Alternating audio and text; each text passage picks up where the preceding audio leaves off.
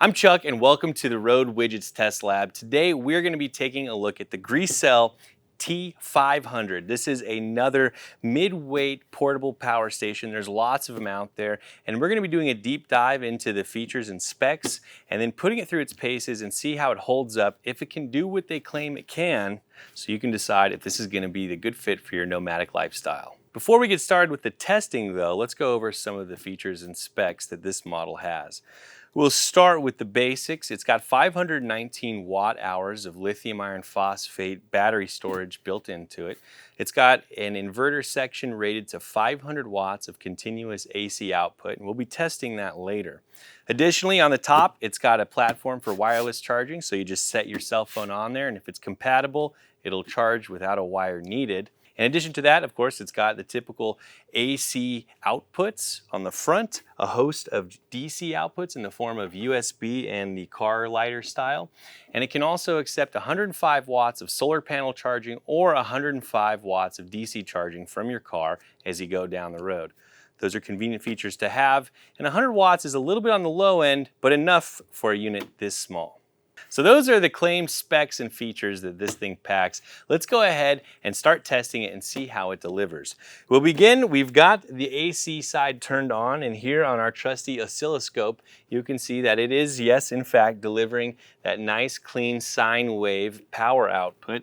And if we get really close to that, you can see there's no distortions on it, so we can feel good that this is supplying us clean power. And as that sine wave is not moving, we know it's exactly at 60 hertz. So that bodes very well for us.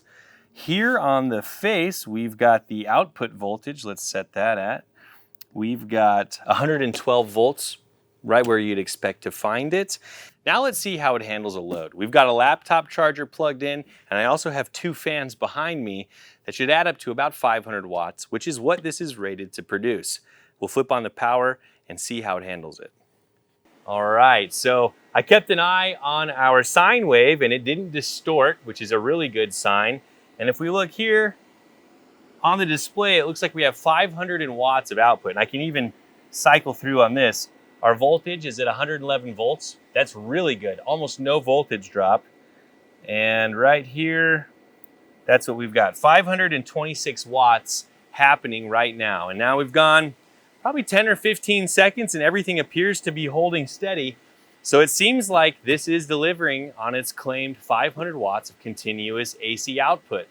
That's really good, especially for something this size. One thing to note though, which you probably can't hear, is that there is a cooling fan that kicks on as soon as you put a high load on this.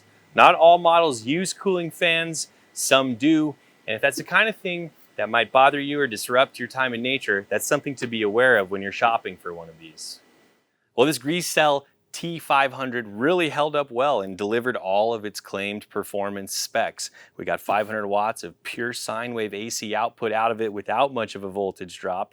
And combining that with the features it has means that this is a pretty solid middleweight contender for a portable power station that might work well for you on the road. It's got a couple of drawbacks, but they all do. And whether or not this one will work for you, well, just watch some more reviews and make that decision for yourself.